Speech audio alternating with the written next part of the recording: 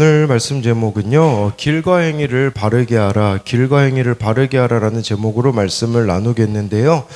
이렇게 말씀을 잡은 것은 3절에 보면요, 하나님께서 남유다 백성들에게 진짜 원하시는 것은요, 길과 행위를 바르게 하는 거였어요. 근데 이 남유다 백성들은요, 종교적으로만 하나님을 믿었습니다. 종교적으로만 믿었다라는 게 무슨 말이냐면 이들의 삶에는 전혀 변화가 없었다라는 거예요. 이걸 종교인이라고 하거든요. 여러분, 종교인은요, 삶에 변화가 없어요. 하지만 신앙인은 어떻습니까? 신앙인은 길과 행위를 바르게 고쳐가는 사람, 즉 삶을 고쳐가는 사람이라는 거겠죠. 오늘 말씀을 통해 길과 행위를 바르게 하는 것이 무엇인지를 함께 나누겠습니다. 첫 번째로요, 길과 행위를 바르게 하려면 이웃과의 관계를 점검해야 합니다. 1, 2절인데요. 여호와께로부터 예레미야에게 말씀이 임하니라 이르시되 너는 여호와의 집 문에 서서 이 말을 선포하여 이르기를 여호와께 예배하러 이 문으로 들어가는 유다 사람들아 여호와의 말씀을 들으라 라고 말씀해 주고 있어요. 이 7장의 배경을 아셔야 되거든요. 예레미야 1장부터 6장까지는 예레미야 초기 사역으로 요시야 왕 때 선포됐던 말씀이에요. 요시야 왕 때 선포됐던 말씀인데 근데요, 요시야 왕이요 죽어요. 죽게 되어지거든요. 그 애굽에 전쟁에 나가가지고 이렇게 갑작스럽게 종교개혁을 일으켰던 요시야 왕이 죽고 나서 선포된 말씀이 이 7장의 말씀이다라고 보면, 그러니까 지금 예레미야가요, 이 요시야 왕이 종교개혁하고 그 뒤로는 처음에 요시야 왕 때 좀 말씀을 선포하다가 14년이라는 이 공백기를 깨고 이제 이 7장에서 지금 요시야 왕 죽고 나서 여호야김 왕이 즉위하였을 때 성전에서 전한 말씀이라고 볼 수가 있는 거겠죠. 이게 왜 중요하냐면 남유다 백성들에게는 흔들리지 않는 두 가지 신앙이 있었거든요. 하나는 다윗 신앙이었어요. 다윗 왕조 신앙이라는 것은 뭐냐면 다윗 왕의 후손이 왕으로 지속되어지면 우리는 영원히 멸망하지 않을 거야. 근데 그 순간에 누가 갑자기 죽습니까? 요시야 왕이 갑자기 죽었기 때문에 다윗 왕조 신앙이 무너진 상황이었어요. 그러면 이들이 이제 두 번째 신앙에 집착하게 되거든요. 그건 뭐냐면 시온 신앙입니다. 시온 신앙은 뭐냐면 쉽게 말씀드리면 예루살렘 성전이 있으면 우리는 절대 멸망하지 않을 거야. 그러니까 지금 요시야 왕이 죽었기 때문에 다윗 왕조 신앙이 무너졌으니까 이들이 지금 집착하는 게 뭐냐면 그러면 우리 빨리 예루살렘 성전에 가자, 이렇게 되었던 거죠. 그래서 막 사람들이요 예루살렘 성전으로 몰려들었던 그 상황에 하나님이 예레미야에게 말씀을 전하라고 하시는 거죠. 그게 바로 이제 3절이거든요. 만군의 여호와 이스라엘의 하나님께서 이와 같이 말씀하시되 너희 길과 행위를 바르게 하라. 그리하면 내가 너희로 이곳에 살게 하리라. 남유다 백성들은요 예루살렘 성전만 있으면 하나님이 함께 하신다고 생각했어요. 더 쉽게 말씀드리면요, 이들이 잘못하고 있는 것은 뭐냐? 하나님을 성전에 가둔 것입니다. 여러분, 우리도 마찬가지예요. 하나님을 예배당에 가두는 것, 이게 바로 잘못된 부분이라는 거죠. 그럼 이런 생각을 할 수 있죠. 나는 하나님을 예배당에 가둔 적이 없는데, 근데요, 여러분, 이 예배당에 하나님을 가둔다라는 게 무슨 말이냐면 나의 일상의 삶 속에서는 하나님이 어떤 영향력도 끼치지 못하는 거예요. 쉽게 말씀드리면 이곳에 와서 예배는 드리지만 밖에서의 삶이 전혀 변화가 없다면 우리는 하나님을 예배당에 가두고 있는 것이에요. 그렇기 때문에 하나님께서는 길과 행위를 바르게 하라고 하셨는데 이 길과 행위를 바르게 하는 것이 무엇인지는 5절부터 7절에 보면 구체적으로 나와 있어요. 너희가 만일 길과 행위를 참으로 바르게 하여 이웃들 사이에 정의를 행하며 이방인과 고아와 과부를 압제하지 아니하며 무죄한 자의 피를 이곳에서 흘리지 아니하며 다른 신들 뒤를 따라 화를 자초하지 아니하면 내가 너희를 이곳에 살게 하리니 곧 너희 조상에게 영원 무궁토록 준 땅이니라 해서요. 길과 행위를 바르게 하는 것은요 이웃하고 연결되어 있어요. 그래서 5절에 길과 행위를 바르게 하면 이웃 사이에 정의를 행한다라고 말씀해 주고 있어요. 즉 길과 행위를 바르게 하는 것은 이웃과의 관계를 바르게 하는 것이에요. 내가 일상에서 관계 맺는 이웃들을 어떻게 대하는지를 보여주는 것, 그게 바로 길과 행위를 바르게 하는 것이겠죠. 6절에 보면요, 이웃의 대표 주자들이 누구냐? 이방인, 고아, 과부를 말씀해 주고 있어요. 이들을 압제하지 않는 게요, 길과 행위를 바르게 하는 것이라는 거겠죠. 그러니까 하나님은 이렇게 약자들을 우리들이 어떻게 대하고 있는지를 보고 계시다라는 것이죠. 그러면서 6절에 이제 무죄한 자의 피를 흘리지 아니하며, 그런데 여기 조금 생뚱맞아 보이는 게 있어요. 뭐냐면 이 이웃을 압제하지 않는 거, 약자들을 압제하지 않는 거랑 6절 후반절에 다른 신들 뒤를 따라 화를 자초하지 아니하면, 이게 뭐냐면 우상숭배거든요. 우상숭배랑 이웃과의 관계가 연결되어 있다라는 그런 뜻이에요. 무슨 말이냐면 예레미야가 볼 때에는요, 하나님이 보시기에는 다른 신을 섬기는 우상숭배와 가난한 이웃을 돌보지 않는 삶이 같은, 동의어라는 뜻이에요. 우리는 우상숭배라고 하면 지금 우리가 이렇게 명절이기 때문에 제사상에 절하지 않는 거, 그 정도만 우상숭배를 안 하는 것이라고 생각을 하는데요, 말씀에서는요, 우상숭배가 뭐냐면요, 근본적으로 자기 욕심을 채우는 삶이라는 거예요. 그러니까 자기 욕심을 가득 채우기 때문에 문제는 무엇입니까? 이들의 마음에는 6절에 나와 있는 고아와 과부, 나그네가 들어설 자리가 없다라는 것이에요.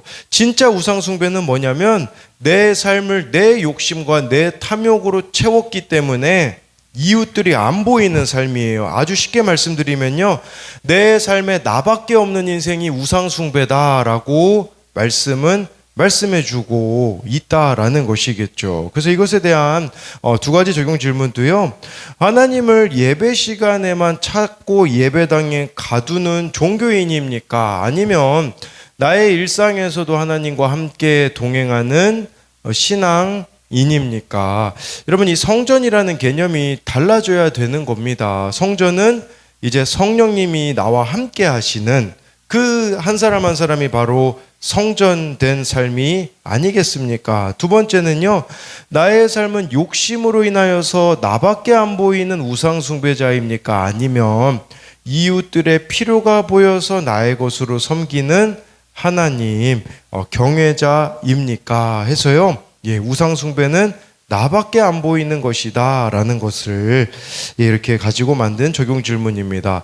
두 번째로요, 길과 행위를 바르게 하려면 말씀의 나를 비추어야 합니다. 4절인데요, 너희는 이것이 여호와의 성전이라 여호와의 성전이라 여호와의 성전이라 하는 거짓말을 믿지 말라. 3번이나 이렇게 표현하고 있다라는 것은 강조되었다라는 거죠. 여호와의 성전이라 하는 거짓말을 믿지 말라. 쉽게 설명드리면 아까 그 3절에 길과 행위를 바르게 하라는 건 5절에서 7절에 이렇게 구체적인 설명이 나와 있다면, 4절에 여호와의 성전이라 믿지 말라는 이 거짓말은 구체적으로 8절부터 11절에 보면 말씀해주고 있어요. 남유다 백성들은 예루살렘 성전이 있으니까 그들을 지켜줄 거라는 거짓 확신에 빠져 있었고요, 예루살렘 성전이 건재하니까 어떤 대적이 와도 하나님이 그들과 함께 하실 거라는 착각을 했다라는 것이에요. 착각, 이들이 빠진 착각이 나와 있는데 그게 8, 9절에 보면요, 먼저 보면요, 보라, 너희가 무익한 거짓말을 의존하는도다. 너희가 도둑질하며 살인하며 간음하며 거짓 맹세하며 바알에게 분향하며 너희가 알지 못하는 다른 신들을 따르면서 라고 말씀해 주는데요, 여러분, 하나님이 어떤 자들과 함께 하실까요? 예루살렘 성전이 있기 때문에 무조건 함께 하실까요? 아니라는 거예요. 8절에 보니까요, 거짓말하지 않는 자들과 하나님이 함께 하신대요. 거짓말하지 않는 자들이 누굴까요? 9절에 나와 있어요. 바로 말씀에 나를 비추어 보며 회개로 돌이키는 자가 거짓말하지 않는 자예요. 제가 이렇게 말씀드릴 수 있는 이유는 뭐냐면요, 9절이 10계명의 요약판이기 때문인 거예요. 10계명에 보면요, 예, 뭐 도둑질, 살인, 간음, 거짓 맹세는 십계명의 여러분 그 뒷부분을 말하고 있는 거잖아요. 후반 부분들을 말하고요. 또 여기 바알에게 분향하며 너희가 알지 못하는 신들을 따르면서 이것은 십계명의 앞부분의 내용들이기 때문에 구절이 십계명의 요약판이다라고 볼 수 있어요. 쉽게 말씀드리면 야, 너희들 십계명도 안 지키면서 예루살렘 성전이 그냥 있다고 내가 너희들하고 함께 한다라는 거짓말에 속지 말라는 것이에요. 그러니까 십계명이 뭐겠습니까? 결국은 말씀이잖아요. 그러니까 남유다 백성들은 말씀과 무관한 삶을 살았다라는 것이에요. 여러분, 말씀하고 무관한 삶을 살아가는 게 거짓말하는 거라는 겁니다. 저와 여러분들이 말씀에 비추어서 살아가지 않는 그 삶 자체가 이처럼 거짓된 삶이라고 말씀해 주고 있는 거겠죠. 여러분, 거짓된 삶은요, 거짓된 확신을 낳거든요. 그 거짓 확신이 무엇이냐? 10절, 11절에 보면 이들이 가진 거짓 확신이 나와 있어요. 내 이름으로 일컬음을 받는 이 집에 들어와서 내 앞에 서서 말하기를 우리가 구원을 얻었나이다 하느냐? 이 모든 가증한 일을 행하려 함이로다. 내 이름으로 일컬음을 받는 이 집이 너희 눈에는 도둑의 소굴로 보이느냐? 보라, 나 곧 내가 그것을 보았노라. 여호와의 말씀이니라. 예, 이들이요 삶에서 이렇게 큰 죄를 범하였으면서 십계명과 무관한 삶을 살았으면서도요 여호와의 이름으로 일컫는 성전에 오기만 하면 모든 죄를 용서받고 구원받을 수 있다는 이상한 논리에 빠졌어요. 쉽게 말씀드리면 무슨 죄를 지어도 구원은 취소되지 않는다라는 생각에 빠졌다라는 거죠. 예, 이들 스스로 구원 얻었다고 생각하는 이유가 뭐냐면 여호와의 성전에서 예배드리고 있기 때문이라는 것이에요. 여러분, 세상에서 가장 불쌍한 사람이 누군 줄 아십니까? 교회 다니다가 지옥 가는 사람입니다. 우리가 자칫 잘못 생각하면요, 교회만 다니면 나는 천국 간다라는 생각을 가질 수 있지만 10절 말씀은 아니라는 거예요. 여러분, 교회 다닌다고 해서 무조건 천국 갈까요? 아니라는 거죠. 주일날 예배 드리고 있다고 해서 무조건 천국 가는 게 아니라는 겁니다. 천국은 누가 갑니까? 한 가지 기준밖에 없어요. 회개하는 자가 가는 겁니다. 그러나 이들의 문제는 예배가 전혀 그들의 삶에 영향력을 행사하지 못했다라는 것이죠. 그러니 11절에 하나님이 보시기에는 이들의 모임이 어떤 모임이었냐? 도둑의 소굴에 불과했다라는 것이에요.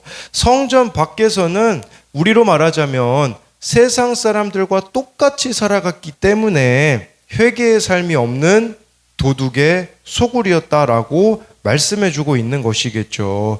그렇다면 여러분, 우리 교회가 도둑의 소굴이 되지 않는 방법이 뭡니까? 13절에 보면 나와 있습니다.